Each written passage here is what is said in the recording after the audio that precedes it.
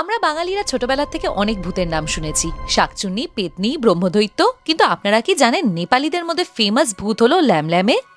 ভূতের গল্প হচ্ছে, এরা দুজন যেতে চায় আর ইনি যেতে চান না, বলছে না যাবো না।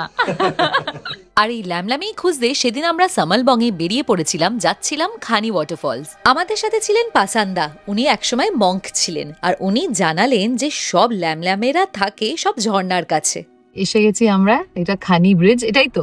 হ্যাঁ এটাই। আর সামালবঙ্গের কাছে আছে খানিখোলা ব্রিজ, যেখানে নাকি অনেক দুর্ঘটনা ঘটেছে এই ল্যামল্যামের জন্য। এইসব গল্প শুনে নামলাম খানি ওয়াটারফলের সামনে, আর তখন তো কি অবস্থা আমাদের। আওয়াজ বেড়ে গেছে বাবা, আমি সবার সাথে থাকি, মঙ্কের সাথেই থাকি।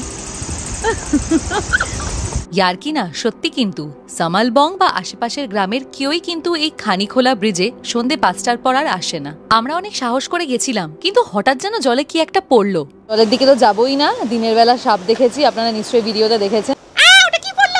যেই না আমরা দেখেছি জলে কিছু পড়েছে, আমরাও ছুট দিলাম আর গাড়িতে উঠে গেলাম। আপনারা আমাকে কমেন্টসে জানান, আপনারাও কি এরকম কোনো নেপালি ভূত জানেন? আমি তো এটা নতুন জানতে পারলাম, নাম হলো ল্যামল্যামে।